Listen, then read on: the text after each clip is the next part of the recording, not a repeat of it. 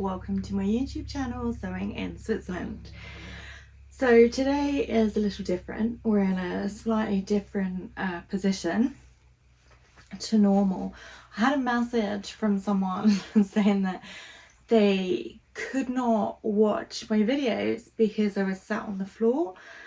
So I'm trying something different and I'm sitting in a chair, which means I've only got one potato with me today. So hopefully you can see him okay. So yeah, I would appreciate your feedback on this one actually. Do you mind seeing me sat on the floor? Obviously I do it so that you can see what I'm wearing better. Obviously my wardrobe is 100% me made, so it's a good opportunity to kind of show what I'm wearing that has been handmade and a way to celebrate that. And also you all message and say that you love to see the dogs, so naturally it's the best way for me to show them by obviously sitting next to them, which means being on the floor.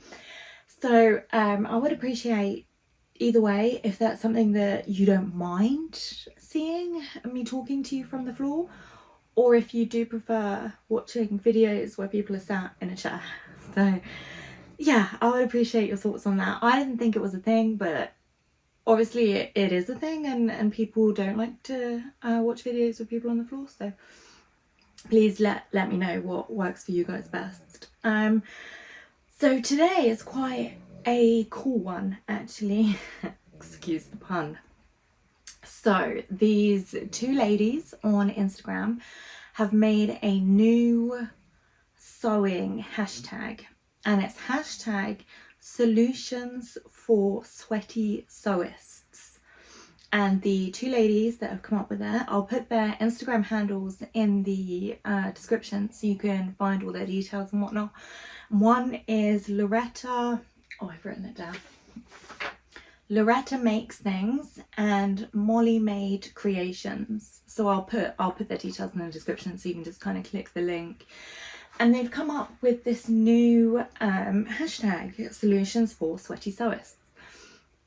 And for whatever reason, you might be a sweaty sewist, or you might need the resources for sweaty sewing, this is fantastic. It's so inclusive and it opens, you know, the conversation up to people who have sensory issues, people who, you know, are super sweaty for whatever reason. Maybe it's just a hot summer, maybe you take medication, maybe you've got, you know, temperature dysregulation or chronic illnesses or autoimmune diseases, or it's so inclusive that everyone's allowed to be part of this conversation. And by making it a conversation where, you know, discussing things that people might struggle with, and we're opening up the knowledge base so that people can make things that are better suited to their bodies and make them feel most comfortable, which is kind of the primary goal of sewing anyway.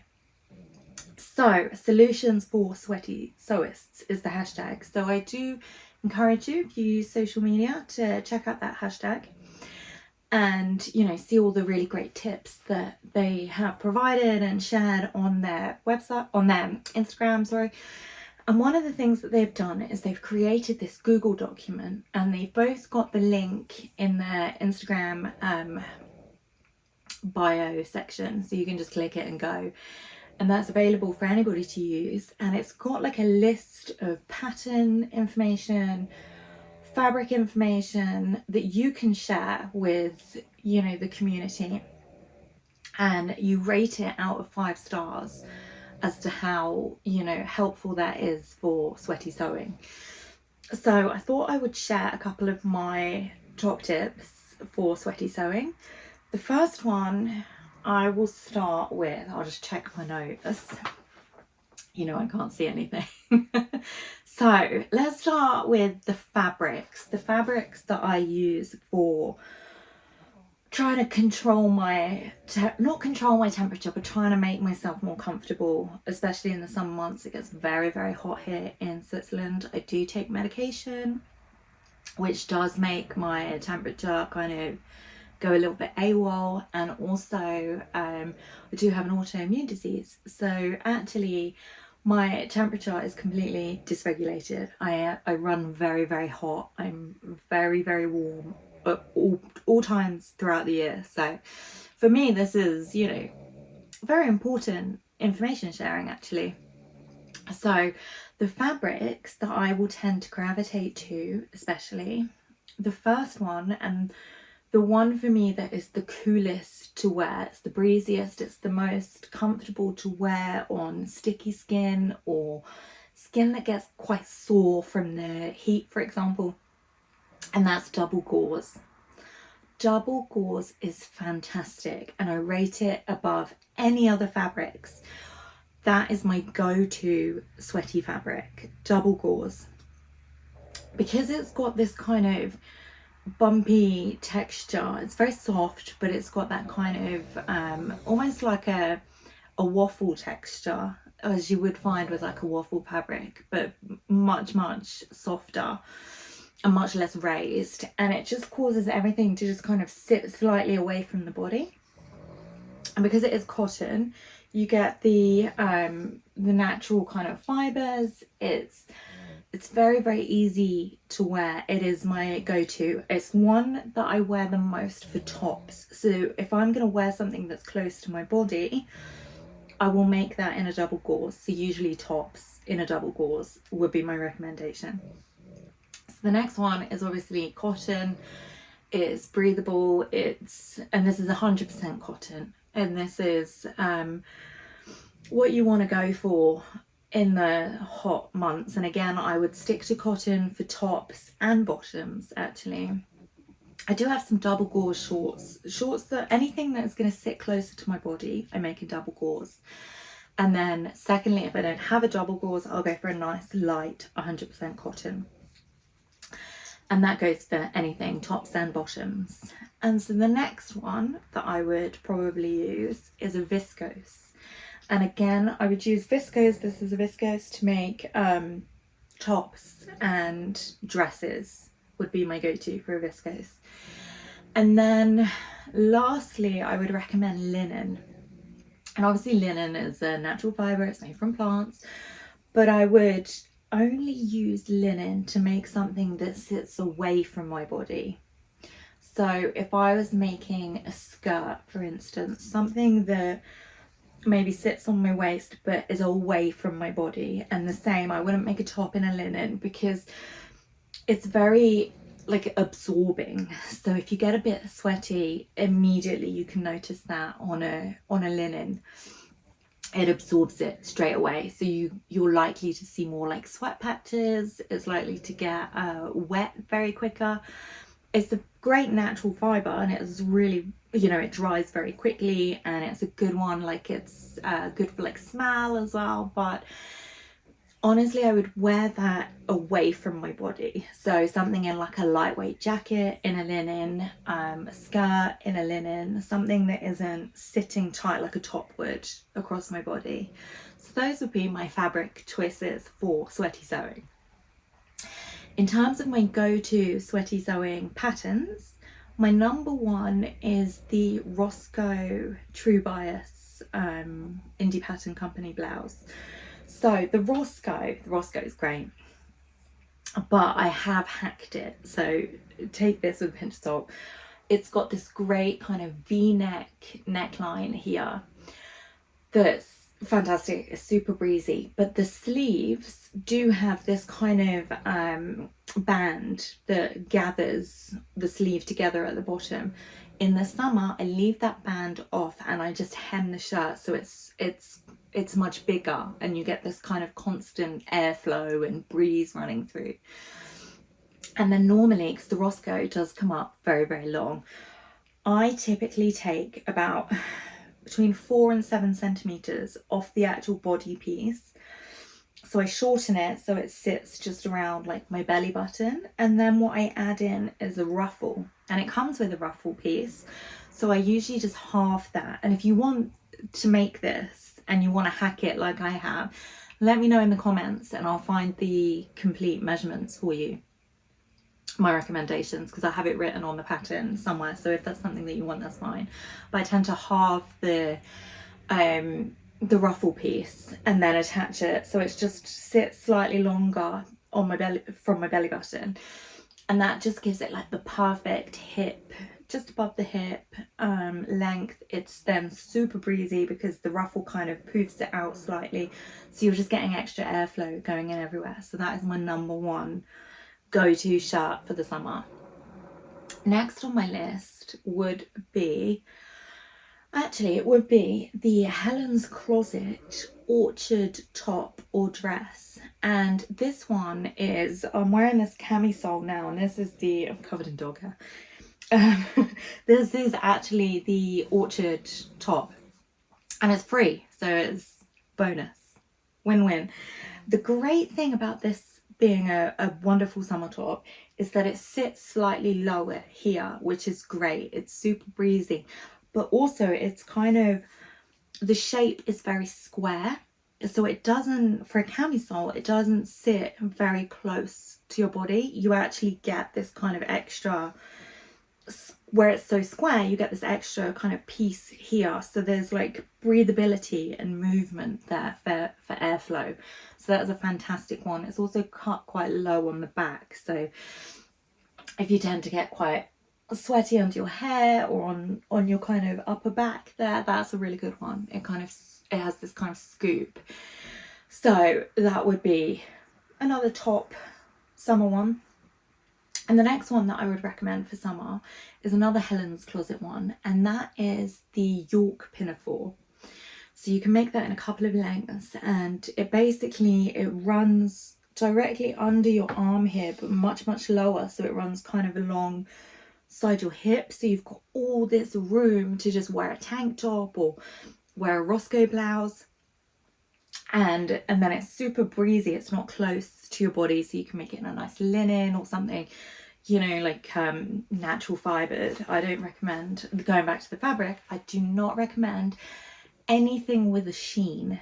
So poly cottons, I would avoid them like the plague. They are obviously synthetic and they have you know, like plastic fibers in them. They will make you sweat, and then the poly in them will hold the sweat, so they will tend to smell quite quickly.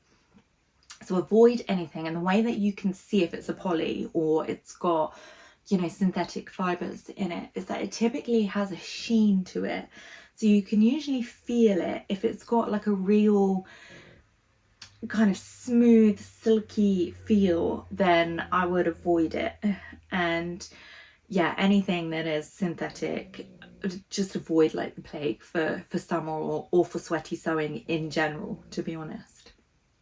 So yes, back to the York Pinafore.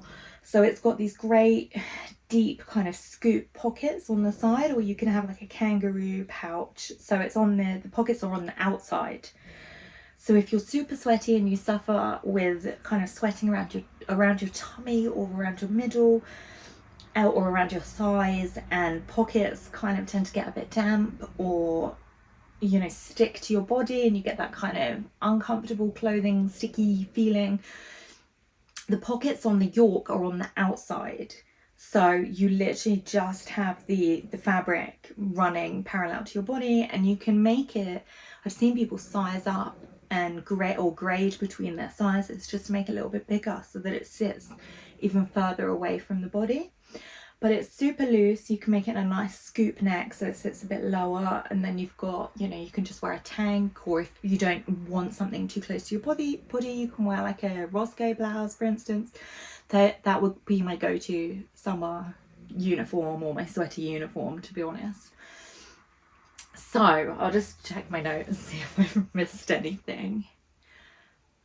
Yes, so the other thing I will mention is the McCall's 7969 dress, and I had this dress on a couple of videos ago. It was actually in this fabric, the same fabric, and oh gosh, I've got pins and needles.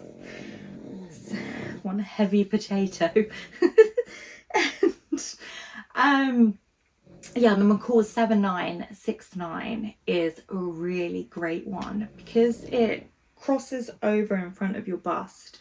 So you get this V-neck, but it's it's like an open V where the fabric crosses over, so you get this kind of breeze around your bust. So specifically if you get really sweaty under bust, what you can do, and what I have done before, is got a piece of toweling fabric, and I'll just put this potato down. A piece of toweling fabric, and what you can do is on your 7-line 6-line, you can just either sew it into that bottom piece there, or just attach it to the bottom of your bra, and that just really helps like soak up or wick away any of that sweat that you've got if you suffer with under you know, under breast, under boob sweat. That's a really good one. So just a piece of toweling if you're wearing a 7-line 6-line. Just, you can sew it into the actual bodice piece or onto your bra, because it's got like this little bit of extra room, so you can't tell where it kind of like bags slightly. So that would be my tip for that. And it's also got on the 7-line 6-line, there's one where it's got like these really big sleeves, and they kind of, where they're gathered, they fold in on each other. So if you've got like sweaty underarms, the fabric kind of folds in such a way that you actually can't see unless you're lifting your arms straight up. It will kind of sit in front of your underarm. So that's a really good one. That's a good recommendation. So yeah, that would be my go-to outfits, my go-to fabrics for sweaty sewing. In terms of tools now, you can actually buy something, I don't know, have I written down the correct name for it? I've written arm shields, so I need to double check. I have got some, but you know, I couldn't find them. So if I can, I'll put a picture in at the end, because I definitely have some. And they're basically like these, that shaped. They're not like triangle, they've got a bit of a curve to them. They look a bit like shoulder pads, if you've ever sewn in shoulder pads. And they basically, they sit, you sew them into your clothing, and you can just remove them, you know, when they get a bit manky or whatever. And they're padded, they're cotton, they're slightly padded. They look like an upside down shoulder pad, to be perfectly honest. And you sew them in, and they basically absorb the sweat to protect your clothes. So, you know, you can then just remove them and replace them as you go. But they stop your clothes from getting super sweaty and getting that kind of damage, sweat damage or sweat smell that you can't then wash out. They also protect it from deodorant marks. So if you have something that is precious, or you have an event to go to and you have to wear something, you know, that covers up your underarms, that would be my recommendation for that one. And the only other thing I've written under tools was the toweling that you can add to the bottom of your bras or onto the bodice of the 7-line 6-line. So, whew, I needed to get that out as quickly as I could, because I have all of these sweaty thoughts that I need to, or sweaty tips that I need to share with you. And the other thing is, if you are here because you're not a sweaty sewist, but you get sweaty when you're sewing, which is also a thing, you know, you're moving around a lot, you're over a hot iron more often than not, you can get, and this is my recommendation, especially sewing in summer. So I live in an apartment that is primarily wood, and it gets very, very hot in here. And what I have purchased is, it's like imagine like headphones that come around, but you're wearing them like around your neck. So they dangle here, and then they're like yay big. Again, I need to find them. I think my husband has them. You can charge them by USB, and you turn them on, and they're like little fans, and they just kind of keep you cool. Really recommend them, actually, especially if you're going on a day out, like in your under the sun directly. And they're really good, because unfortunately we can't have fans on in here because it just blows the fabric around, and yeah, you can't sew with a fan on, you know. So yeah, these are like little mini fans that just kind of sit here and they just kind of keep your neck and your face cool and just, you know, stop you from tipping over the edge, to be honest. And they're rechargeable, which is great. So I recommend that for sweaty sewing. Yeah, not sweaty sewist. For sweaty sewing, I recommend the neck fans. Yeah. And those are my solutions for sweaty sewists. So, as always, I appreciate everyone's involvement and discussions, and if you have anything on this topic, do please share it in the comments. Share your best sweaty sewing tips or your solutions for sweaty sewists. You know, do you suffer yourself with heat or temperature dysregulation, and you know, have any tips for managing that? The great thing about being a sewist or a seamstress is you get to create things that work for your body rather than just suffering and thinking and, you know, feeling uncomfortable or self-conscious. You get to kind of own it and make everything work for you, which is just one of the most amazing things that I love about sewing. So yeah, please share any information that you have, and obviously I'll link all of the information in the description and the ladies' Instagram handles and the hashtags, so you can check out their information and where the Google Doc is as well if you want to fill that in and, you know, give your favorite sweaty pattern rating out of 5. And it's just fantastic. I think it's so brilliant that these women are kind of taking these problems that they either had themselves or have experienced within the sewing community, and then making, you know, making it a wider discussion so that we can all be involved and we can all share our tips. And I just love it when the sewing community comes together like this. I think it's fantastic. So yeah, for the last time, the hashtag is #solutions for sweaty sewing. And I will see you all soon. As always, I would very much appreciate it if you would take the time to like and subscribe to my channel. It would make me very happy. And I wish you all a great day and a lovely weekend. And I hope you all get some wonderful sunshine and some not so sweaty sewing. And I will see you soon. Thanks. Bye.